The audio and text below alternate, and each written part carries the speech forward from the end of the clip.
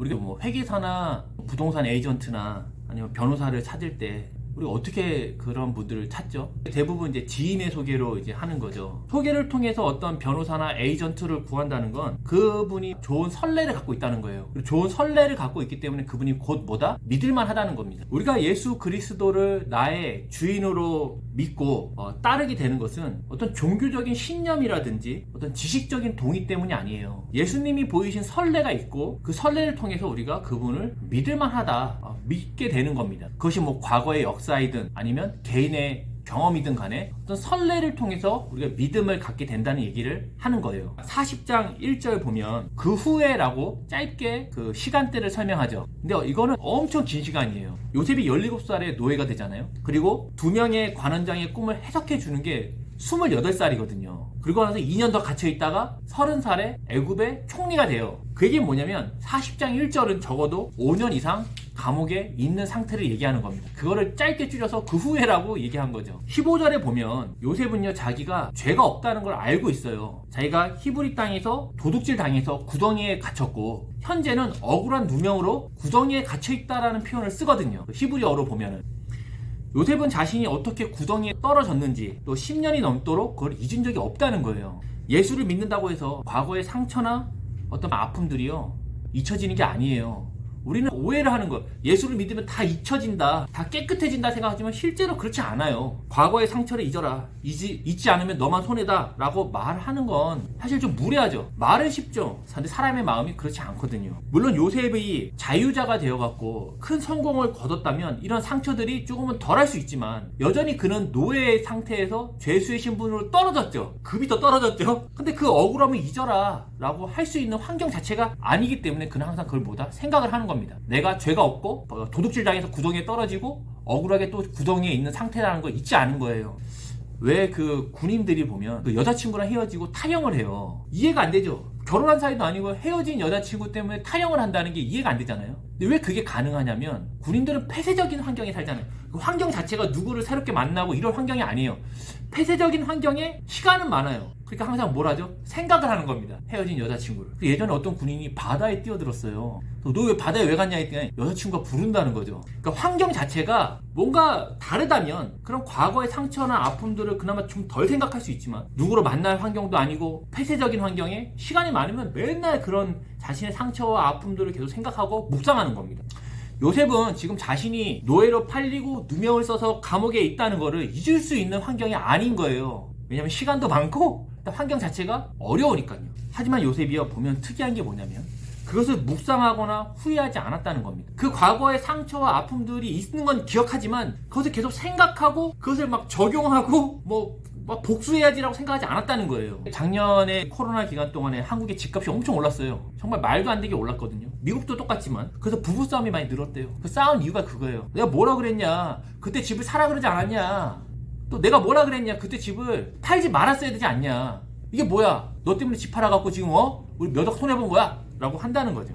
너 때문이다, 형제들 때문이다, 보디발의 아내 때문이다. 그것을 묵상하고 곱씹으면 병에 걸립니다. 마음의 병이 걸리는 거죠. 정신적인 병에 걸리는 거죠. 요셉은 자신의 현실을 비관하거나 그것을 묵상하는 것이 아니라 하나님의 주인 되심, 그 인도하심을 계속하여 믿고 있는 상태에 있어요. 노예에서 가정의 총무가 됐을 때 하나님이 나를 좀 그래도 함께 하시고 도와주시나 보다라고 잠깐 소망이 갔다가 다시 감옥에 떨어지죠. 그렇게 수년을 감옥에서 보내고 있다가 술 맡던 관원장을 도와주는 것으로 앞으로 내가 뭔가 더 좋은 일이 있을 것이다 생각했지만 그런 것들이 사실 다 잊혀져서 다시 감옥에 계속 있게 되거든요. 근데 그 상태에서도 그는 하나님이 자신과 함께 하심을 묵상하고 또 그걸 믿고 있는 겁니다. 이민 올 때 보면 많은 분들이 더 좋은 삶을 꿈꿔요. IMF 때 많이 이민 오시잖아요. 한국보다 미국이 낫겠다 해서 많이 오셨다는 거예요. 하지만 언어적인 문제와 신분의 문제 때문에 할 수 있는 게 굉장히 제한돼 있어요. 한국의 교수였건 한국에서 의사였건 한국의 변호사였건 이민 오면은 불러주는 곳이 없거든요. 대부분은 육체 노동을 하게 됩니다.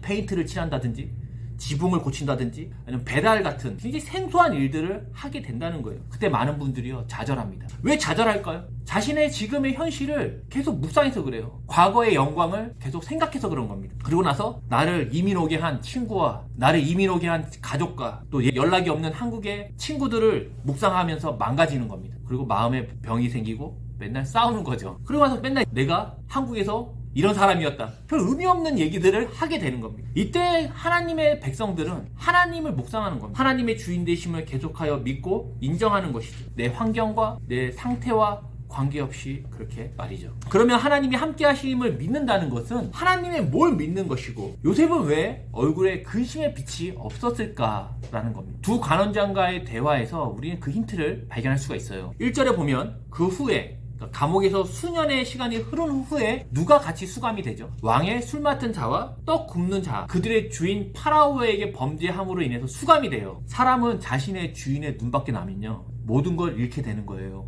그들의 주인인 파라오의 눈 밖에 나면 모든 걸 잃어버리게 되는 겁니다. 직장인들 보면 사장님의 눈에 들고 싶어 하잖아요. 내가 열심히 일할 때 사장님이 지나갔다, 그리고 흐뭇하게 나를 보고 웃었다, 그러면 대박이 난 거죠. 근데 내가 잠깐 졸았는데 그때 사장님이 지나가면서 나를 보고 인상을 썼다, 그러면 잠이 안 옵니다. 실제로 나의 주인이 사장님인 거예요. 하지만 이직이 결정된 사람은 보면 당당하죠. 사장님이 보건 말고 신경을 쓰지 않아요. 왜냐하면 당신의 눈에 들 이유가 없어진 거죠. 성도들도 당당해요. 당당한 이유는 사람이 있건 없건 간에 관계없이 성실하게 일하기 때문이고, 둘째는 내 생명이 사람에 의해서 결정되지 않기 때문이겠죠. 내 주인이 누구다? 따로 있다는 거예요. 사장님 당신이 내 주인이 아니라는 거예요.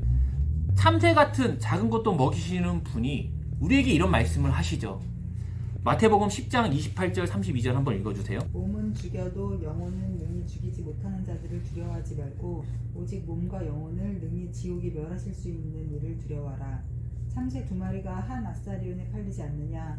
그러나 너희 아버지께서 허락하지 아니하시면 그 하나도 땅에 떨어지지 아니하리라. 너희에게는 머리털같이 다 세신 바 되었나니 두려워하지 말라. 너희는 많은 참새보다 귀하니라. 누구든지 사람 앞에서 나를 시인하면 나도 하늘에 계신 내 아버지 앞에서 그를 시인할 것이다. 예수를 사람들 앞에서 시인하는 이유가 있어요. 예수가 나의 주인이고 나의 생명이 누구에게 달렸다? 예수님에게 달렸기 때문에 시인을 한다는 거예요. 봐라, 너희는 참새가 한 아사리온에 팔리는 가치 없는 건데 그것도 내가 허락해야만 떨어진다는 거죠. 근데 그 많은 참새들을 모아도 그것보다 너가 더 귀하다는 겁니다. 개미를 수천억 마리를 모아도 사람 한 명이 귀한 것처럼. 근데 예수를 부인하는 건 뭐냐면 예수님의 눈에 들 이유가 없는 거예요. 왜? 사람들을 눈에 들어야 되기 때문에.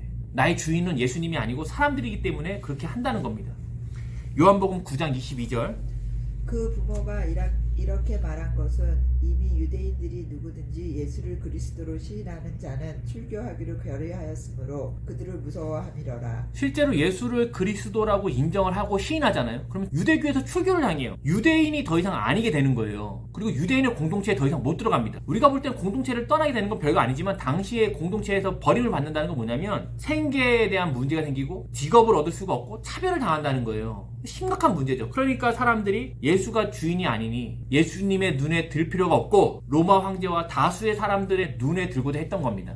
요셉은 보디발이 있어도 없어도 관계가 없었어요. 항상 그는 진실하고 성실하게 행하잖아요. 보디발이 없어도 보디발의 아내의 명령을 따르지 않았고 가정 총무의 일을 성실하게 했어요. 왜냐하면 보디발이 자신의 주인이 아니에요. 보디발의 눈에 들고자 하지 않았기 때문이죠. 하나님의 눈에 들고자 했다는 겁니다. 하나님이 주인이시기 때문에 함께 하시는 하나님 앞에서 그는 항상 성실과 정직으로 행했다는 것이죠. 두 간원장은요, 그들의 생명이 파라오에게 있어요. 파라오가 그들의 주인이기 때문이에요. 이런 부분에서 술 맡은 자와 떡 굽는 자는요, 사실 최고의 권력입니다. 문고리라고 하죠. 그를 통하지 않고 왕께 갈 수가 없어요. 왕권은 독재 정권하고 비슷해요. 독재 정권에서는 누가 왕에게 가까이 가느냐, 그 독재자에게 가까이 있느냐가 곧 권력이거든요. 당시에 왕에 대한 독살도 많았고 쿠데타가 굉장히 흔했어요. 왕이 계속 바뀌었단 말이에요. 때문에 술 맡은 자와 떡 굽는 자는 왕의 근처에 있는 왕의 친구 역할을 하고 왕이 가장 신뢰할 수 있는 사람이에요. 왕에게 이렇게 하시면 어떠냐고 의견도 막 내고 그랬던 위치거든요.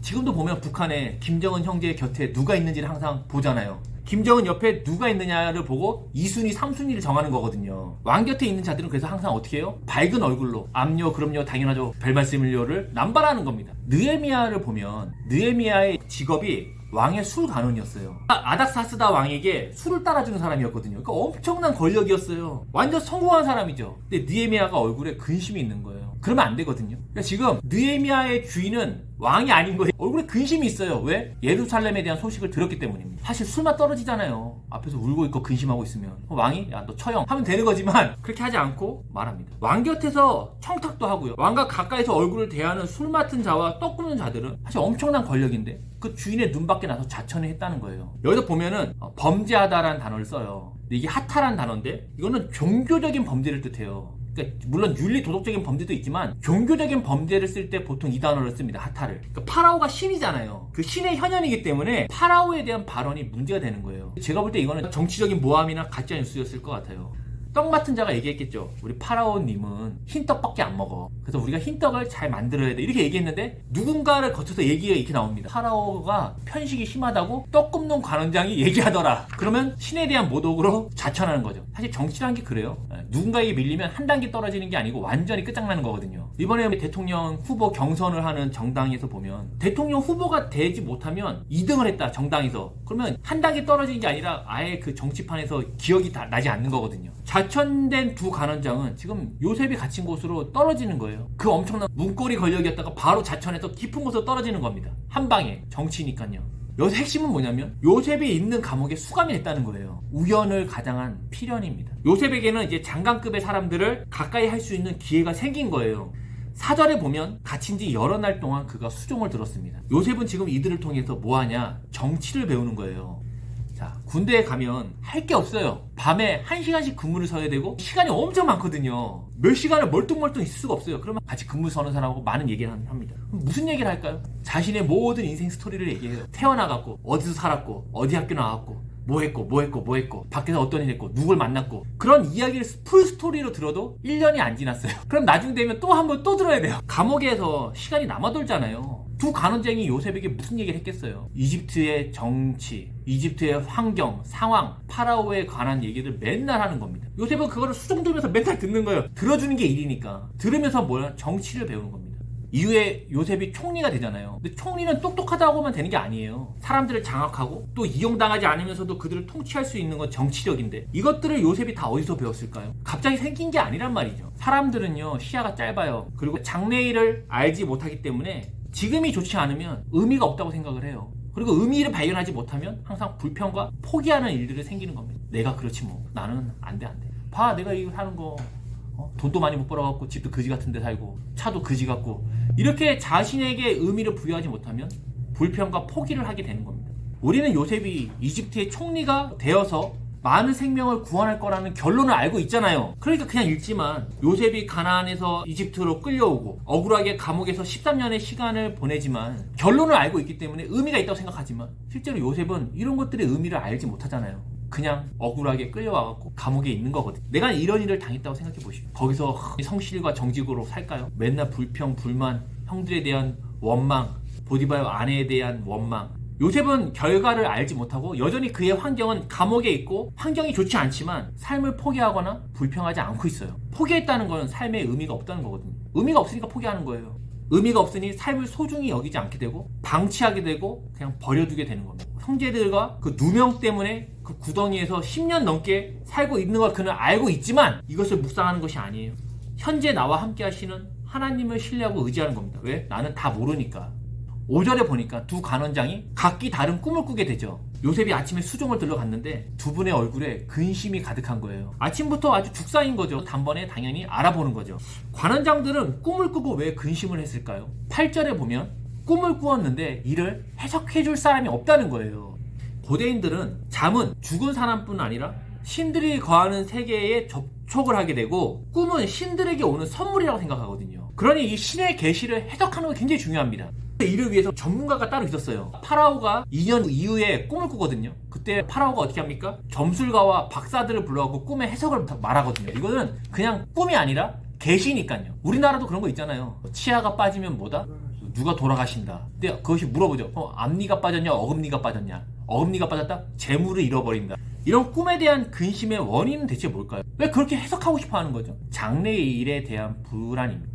사람은 장래일을 알지 못하잖아요. 완전하지 못하고 그러니 불안한 겁니다. 그러니까 이 장래일을 알기 위해서는 뭐냐면 꿈에 대한 해석이 중요한 것이고 그거를 알려줄 사람이 있어야 되는 거예요. 꿈의 해석이 중요한 게 아니라 그 장래에 어떻게 될지를 알고자 하기 때문입니다. 자본주의 사회에서 사람들이 돈을 그렇게 갖고 싶어하는 근본적인 이유는 불안한 장래에 그나마 보장이 되기 때문이에요. 장래가 보장이 된 사람은 사실 불안이 없거든요.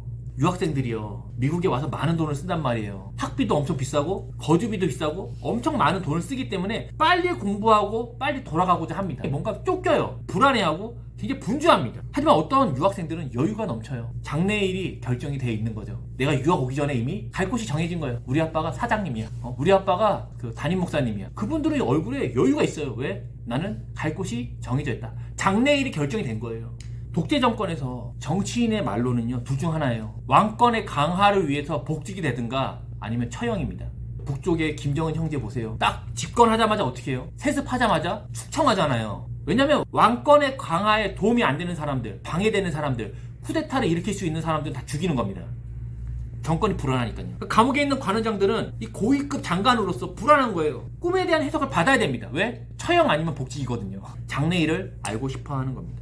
근데 보세요. 요셉은 이들보다 더 환경이 안 좋잖아요. 17살에 납치돼갖고 노예 생활하다가 노예에서 더 떨어졌어요. 급이. 감옥에 가 있잖아요. 억울하고 근심의 빛이 훨씬 많아야 됨에도 불구하고 없다는 거예요. 다시 처음 질문으로 돌아갈게요. 그러면 하나님이 함께 하시기 때문에 그가 괜찮았다고 얘기하는 거예요. 하나님이 함께 하심을 믿었다는 건 대체 뭘 믿었다는 것이죠? 그리고 왜 그는 얼굴에 근심의 빛이 없었을까요? 8절 보세요. 요셉은 꿈 해석이 누구에게 있다고 그래요? 하나님께 있다고 얘기해요. 하나님이 뛰어난 해몽가란 얘기를 하는 게 아닙니다. 장래일은 누구에게 달렸다? 하나님께 달렸다는 얘기를 하는 거예요. 꿈 해석은 곧 장래일이에요. 하나님께 꿈 해석이 달렸다는 건 뭐냐면 장래일이 누구에게 달렸다? 사람에게 달린 게 아니고 파라오에게 달린 게 아니고 하나님께 달렸다는 겁니다. 그 하나님이 나의 주인이란 얘기를 하는 겁니다. 하나님이 정하시고 인도하신다는 거죠. 사주팔자나 해몽 같은 건요 다 통계예요. 가지고 연, 월, 일시를 확인해갖고 그때 태어난 사람은 대충 이렇게 살더라. 성향이 이렇더라. 그리고 그런 꿈을 꿨을 때는 보통 이런 일이 일어나더라. 라는 통계거든요. 그래서 사주팔자랑 꿈이 맞을 수도 있어요. 그러니 한국에서도 지금 보면 맨날 정보로 다니는 거예요. 왜냐면 그 통계니까. 통계는 얼추 맞는 거거든요. 근데 아무리 왕의 팔자를 타고나도요, 요셉처럼 노예가 되고요, 감옥에 있으면 사주팔자가 필요가 없어요. 아무리 팔자가 타고나도 전쟁통에 태어났어요. 그럼 아무것도 할 수 없다는 겁니다. 영화 관상을 보면 그런 얘기를 해요. 결말을 보면 얘기합니다. 그 관상가는 얼굴만 보면 그 사람의 성품, 성향, 그리고 앞으로 어떻게 죽을지도 평가 다 알아요. 근데 그 관상가가 마지막에 출렁이를 파도를 보면서 얘기합니다. 자신은 파도만 봤지 그 파도를 일으키는 바람은 못 봤다는 겁니다. 그 얘기는 뭐냐면 아무리 얼굴이 왕의 상이라도 환경과 상황이 그렇지 않으면 왕이 못 된다는 거예요. 그 환경을 만드시고 장래일을 결정하는 것은 사람의 일이 아니라는 겁니다. 바람은 사람이 일으킬 수 있는 게 아니에요. 어떤 절대자에 의해서 일어나는 것이죠. 사람이 해석할 수 있는 일이 아니란 얘기를 하는 겁니다. 그래서 전도서를 보면요, 맨날 얘기하는 게 뭐예요? 헛되다 얘기를 솔로몬이 맨날 하잖아요. 그와 함께 나오는 게 뭐냐면 사람이 장래일을 알지 못하나니가 계속 나옵니다. 인생이 왜 헛되냐면 장래일을 결정할 수가 없어서 그래요. 내가 이렇게 이런 집을 사겠다. 헛됩니다. 내가 이렇게 비즈니스를 하겠다. 여기다가 이렇게 하겠다. 헛된 거예요. 왜? 우리는 장래일을 결정할 권한이 없고 아무리 그런 팔자가 있어도 환경이 그렇게 만들어지지 않으면 못 되는 겁니다. 내가 왕으로 태어났어요. 전쟁통에 태어나 총 맞아 죽었어요. 그럼 끝나는 거예요.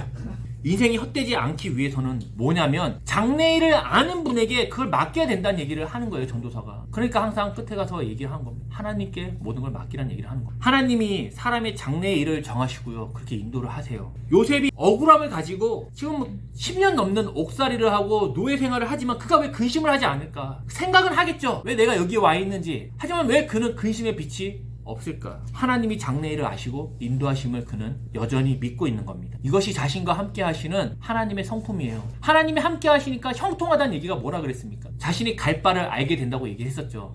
포로기의 문서가 있어요. 에스더, 느헤미야, 다니엘서 같은 거거든요. 포로 후기. 이스라엘이 망하고 포로 생활하는데 포로 후기, 포로가 거의 끝날 때쯤에 에스더, 느헤미야, 다니엘서 같은 책들이 나왔단 말이에요. 근데 보면은 요셉의 이야기에 나온 단어와 문장들을 그대로 사용합니다. 근심을 뜻하는 이 조아킴은 여기 40장 6절과 다니엘서 1장 10절에서만 사용되거든요. 그리고 7절에 보면 당신의 얼굴에 근심의 빛이 있다라는 말은 느헤미야 2장 2절에서 똑같은 문장을 사용해요. 그리고 에스더서의 전체적인 스토리와 분위기가 요셉 이야기가 거의 같거든요. 우리는 이게 무슨 얘기인지 모르잖아요. 근데 포로기 이를 살고 있는 히브리 사람들은요, 니에미야, 에스더와 다니엘서의 서신을 읽었을 때에 이것이 요셉의 이야기에서 나온 것을 단번에 알았습니다. 포로 후기의 저자들이 왜 요셉의 이야기에 나오는 단어들과 문장을 사용해서 글을 썼을까요? 성령의 감동으로 썼겠지만 왜 그런 것들을 의도적으로 썼을까요? 요셉은요, 이집트에 끌려온 히브리 사람이잖아요. 느헤미야는 페르시아에 끌려온 히브리 사람이잖아요. 다니엘은 바벨론에 끌려온 히브리 사람이거든요. 끌려온 히브리 사람들이 봐야 될 사람은 누구다? 요셉을 보라는 겁니다. 봐라, 영원할 것 같은 옥살이를 하고 있지만 장래일을 정하시는 분이 함께 하시니까 요셉이 결국엔 풀려나서 총리가 되지 않냐. 포로기의 저자들은 타국으로 끌려온 히브리 사람들에게 하나님이 요셉과 함께 하신 것처럼 우리와 함께 하신다는 겁니다. 우리는 장래일을 알지 못하고 근심의 빛이 있고 대체 이 시간이 언제 끝나냐고 말할 수 있지만 장래일을 아시는 그분이 함께 하시는 걸 너희도 잊지 마라 하기 위해 포로 후기의 저자들이 이 요셉의 이야기를 갖다 쓰는 거예요. 그 결론을 알고 있지 않냐. 아까 얘기한 것처럼 사람은 결론을 알고 있으면 근심하지 않거든요. 내가 당장 어렵고 힘들어도 내 결론은 정해져 있어요. 아버지가 사장님이란 말이야. 그러면 근심이 없단 말이에요. 차라리 지금의 근심, 어려움들을 기회 삼아서 나중에 회사 물려받으면 잘 사용해야지 라고 생각하겠죠. 포로 생활이 영원하지 않고 하나님이 통치하신다. 요셉의 결론을 알고 있다. 그러니 어떻게 하자? 우리가 그 백성으로 살기를 포기하지 말라. 우리가 여전히 디아스포라 타국에 살고 있지만 하나님 백성으로 살아라 얘기를 하기 위해 쓰는 겁니다. 요셉의 선례를 남기신 하나님이 우리에게도 그렇게 하신다는 거예요. 과거에 그렇게 하셨던 그분이 지금은 그렇게 안 할 리가 없다는 겁니다. 그러니 근심하지 말고 하나님을 믿어라. 단어와 문장을 동일하게 사용함으로 그것을 강조하는 것이죠. 21년에 남가주 바이샘교회가 세워지고 이제 22년의 새해를 맞이하여 무슨 일이 있을까? 사람들이 올까? 알지 못하기 때문에 근심하죠. 우리 이민 생활이 더 나아질 수 있을까? 장래일을 알지 못하니 근심합니다. 이때 우리는 하나님의 선례를 봐야 됩니다. 끝나지 않을 것 같고 영원할 것 같은 어려움 가운데 요셉을 총리에 어울리는 사람으로 준비시키는 하나님, 하나님을 떠난 이스라엘을 흩으셨지만 이를 통해서 그리스도를 보내신 하나님, 아무것도 아닌 정말 가치없는 참새를 먹이시고 들꽃을 입히시는 그 하나님, 쓰잘데기 없는 머리카락 같은 것까지 세고 계시는 그 하나님이 나의 하나님이라면 우리는 어떤 인생을 살겠냐는 것이죠. 그런 선례를 남기신 분이 갑자기 다른 일을 하지 않는다는 거죠. 누구는 요셉의 노예 시기를 보낸 사람이 있어요. 어떤 분은 요셉이 가정 총무를 보냈던 그런 해피한 시간을 가진 분도 있고, 어떤 분은 억울한 옥살이의 시기를 보내는 분도 있어요. 누구는 술 맡은 관원장 도와줘갖고 내가 이제 곧 좋은 소식이 있겠다 했는데 잊혀져 버린 사람도 있거든요. 이게 되는 일이 없는 거예요. 될 것 같다가 떨어지고, 차라리 처음부터 안 되면 괜찮은데 처음부터 감옥에서 시작했으면 괜찮을 것 같지만 될 것 같다 떨어지고, 될 것 같다 떨어지고. 분명한 건 하나님이 장래일을 아시고 그 하나님이 함께 하신다는 겁니다. 하나님이 남기신 선례를 보고 그 하나님을 믿으라는 겁니다. 그 하나님이 나와 함께 하심으로 장래일을 책임지시니 지금도 우리가 그 하나님을 믿음으로 살라는 겁니다. 내가 이렇게 했으니 이렇게 해야 된다, 이렇게 안 됐으니 나는 의미가 없다가 아니라는 겁니다. 하나님이 주인이시면 모든 사건은 의미가 있는 것입니다. 모든 행동은 가치가 있는 것입니다. 중요한 건 그 가운데서도 하나님을 끝까지 믿는 것.